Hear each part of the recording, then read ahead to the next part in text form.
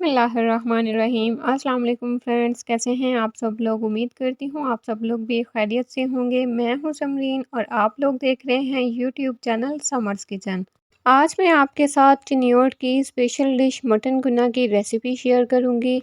ये रेसिपी चिनियोट के professional chef की रेसिपी है। बहुत ही ज़बरदस्त, आसान और ताकत से भरपूर इस रेसिपी को आपने बिल्कुल भी मिस नहीं करना। इंशाल्लाह आपको ये रेसिपी बहुत ज़्यादा पसंद आएगी। तो चलें फिर बिना टाइम को वेस्ट किए मज़ेदार सी रेसिपी स्टार्ट करते हैं। सबसे पहले एक खुले बर्तन में पानी लेंगे और उसमें 300 ग्राम मटन के पाए शामिल कर देंगे और इसे 2 से 3 मिनट के लिए बॉईल कर लेंगे। जब मटन के पाए अच्छी तरह से बॉयल हो जाएं तो आपने इसे किसी स्ट्रेनर में डाल के स्ट्रेन कर लेना है और खुले पानी से आपने इसे 3 से 4 दफ़ा अच्छी तरह से वॉश करने के बाद दोबारा से बर्तन में पानी शामिल करेंगे और पाए शामिल कर देंगे और साथ में आपने इसमें 2 टेबल स्पून लहसुन का पेस्ट शामिल करना है। वेट करेंगे कि इसमें बॉयल आ जाए। जब बॉयल आ जाए तो आपने इसे कवर करके लो हीट पे 2 से 4 घंटे के लिए पकने देना है। अब हम एक मिट्टी की हांडी लेंगे और उसमें 500 ग्राम मटन शामिल कर देंगे। मटन मैंने यहाँ हड्डी वाला लिया है और साथ में इसमें 1 से 1.5 टेबल स्पून अदरक लहसुन का पेस्ट भी शामिल करेंगे। मटन कुना में बहुत ज़्यादा मसाले नहीं चाहते, बहुत ही कम मसाले इसमें यूज़ होते हैं और एक छोटे साइज़ से लेके मीडियम साइज़ के प्याज को आपने चॉप करके शामिल कर देना है। प्याज भी इसमें ज़्यादा इस्तेमाल नहीं होती। 1 टीस्पून इसमें लाल मिर्चों का पाउडर शामिल कर देंगे, 1 टीस्पून इसमें धनिया पाउडर शामिल करेंगे। 1 ही टीस्पून इसमें नमक भी शामिल करेंगे। नमक आप लोग अपने टेस्ट के हिसाब से शामिल कर सकते हैं। 1 चौथाई टीस्पून हल्दी पाउडर शामिल करेंगे और 1 कप इसमें पानी शामिल कर देंगे। मटन गुन्ना में प्याज को फ्राई करके नहीं डालते, इसी तरह से कच्चा प्याज इसमें इस्तेमाल होता है। अच्छी तरह से इसे मिक्स कर लेंगे। कुछ लोग इसमें घी का इस्तेमाल साथ ही कर लेते हैं, मैं इसमें घी का इस्तेमाल बाद में करूँगी। अब मीडियम टू लो हीट पर इसे कवर करके 30 से 40 मिनट के लिए पकने देंगे ताकि प्याज जो हैं वो अच्छे से सॉफ्ट हो जाएं। 30 से 40 मिनट में प्याज आप लोग देख सकते हैं कि बहुत अच्छी तरह से सॉफ्ट हो चुके हैं। 35 से 40 मिनट लगेंगे प्याज को सॉफ्ट होने में। जब आपको लगे कि प्याज अच्छे से सॉफ्ट हो गया है तो आपने इसे मीडियम हीट पर इतना पकाना है कि पानी जो है वो अच्छी तरह से ड्राई हो जाए और प्याज जो है वो अच्छी तरह से मैश हो जाए। वीडियो में आप लोग देख सकते हैं कि प्याज बहुत अच्छी तरह से मैश हो चुके हैं। अब हम इसमें आधा कप के बराबर देसी घी शामिल करेंगे। आप लोग चाहें तो देसी घी की जगह आप लोग कुकिंग ऑयल का इस्तेमाल भी कर सकते हैं। अब इसे मिक्स कर लेंगे और 8 से 10 मिनट तक इसे मीडियम हीट पर अच्छी तरह से भून लेंगे। आपने इसकी भुनाई बहुत अच्छी तरह से करनी है कि ख़्याल रखिएगा कि मटन जो है वो नीचे बिल्कुल भी नहीं लगना चाहिए। अगर आपको लगे कि मटन आपका नीचे लगने वाला है तो आप इसमें 1 से 2 टेबल स्पून पानी का इस्तेमाल कर सकते हैं। मैंने इसमें पानी का इस्तेमाल बिल्कुल नहीं किया, इसे मिक्स करते हुए अच्छी तरह से मैंने इसे भून लिया था। अब 3 घंटे मैंने यखनी को पकाया है। यखनी जो है वो अच्छी तरह से पक चुकी है। 8 से 10 कप आपने यखनी इसमें शामिल करनी है। मैं मटन कुना की ग्रेवी ज़्यादा पसंद करती हूँ, यानी शोरबा इसका मुझे ज़्यादा अच्छा लगता है, तो मैं पानी अपने हिसाब से इसमें ऐड करूँगी। साथ में इसमें पाए भी शामिल कर देंगे। अगर आप लोग इसकी ग्रेवी कम रखना चाहते हैं तो पानी आप लोग अपनी ज़रूरत के हिसाब से भी डाल सकते हैं।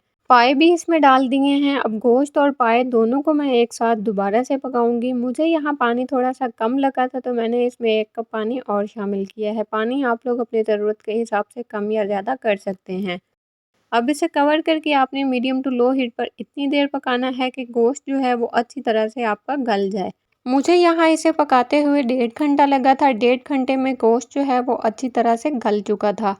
अब 1.5 से 2.5 घंटे भी लग सकते हैं। टोटली डिपेंड करता है गोश्त की क्वालिटी के ऊपर और गोश्त के पीसीस के ऊपर। कमर्शियल रेसिपी जो होती है उसमें गोश्त के पीसीस जो हैं वो बड़े इस्तेमाल किए जाते हैं, तो इसीलिए उसमें टाइम ज़्यादा लगता है। अब हम यहाँ पर 3 चौथाई कप पानी लेंगे और उसमें 3 टेबल स्पून आटा शामिल करेंगे और अच्छी तरह से इसे मिक्स कर लेंगे ताकि इसमें कोई लम्स ना रहे।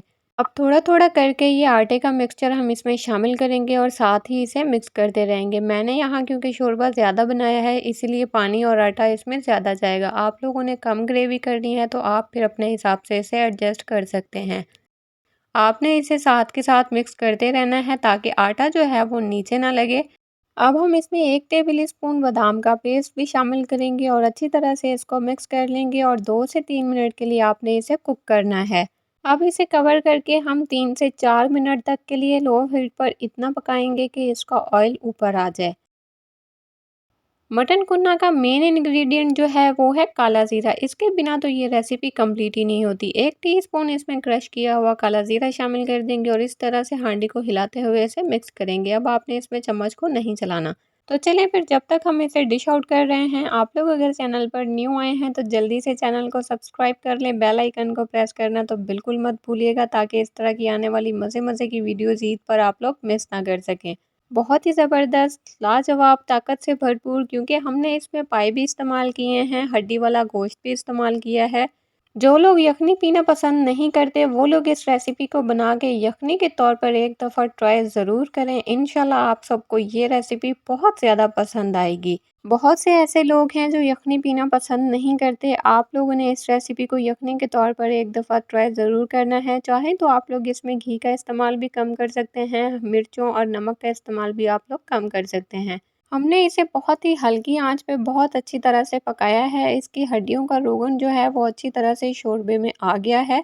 आप लोग इस रेसिपी को एज़ अ सूप की तरह भी बनाकर पी सकते हैं, नहीं तो आप लोगों ने इस पे रोटी बहुत अच्छी तरह से डिप करके खानी है, आपको मज़ा ही आ जाएगा। अब आप लोगों ने भी मेरे कहने पर ईद पर इस रेसिपी को ट्राई ज़रूर करना है। इंशाल्लाह आपके घर में बच्चे, बड़े, बूढ़ों को सबको ये बहुत ज़्यादा पसंद आएगी। आप लोग जब इस रेसिपी को ट्राई करेंगे तो आप लोग देखिएगा कि इतने कम इंग्रेडिएंट से इतनी लाजवाब हांडी। मुझे पूरी उम्मीद है कि आपको मेरी आज की ये रेसिपी बहुत ज़्यादा पसंद आएगी। वीडियो अच्छी लगी हो तो ज़्यादा से ज़्यादा लाइक करके शेयर कर दीजिएगा फ्रेंड्स में और फैमिलीज़ में ताकि ज़्यादा से ज़्यादा लोग इस मज़ेदार सी रेसिपी को ट्राई कर सकें। सो फ्रेंड्स मिलते हैं एक न्यू वीडियो के साथ, तब तक के लिए अपना ख्याल रखिएगा, दुआओं में मुझे याद रखिएगा। अल्लाह हाफ़िज़।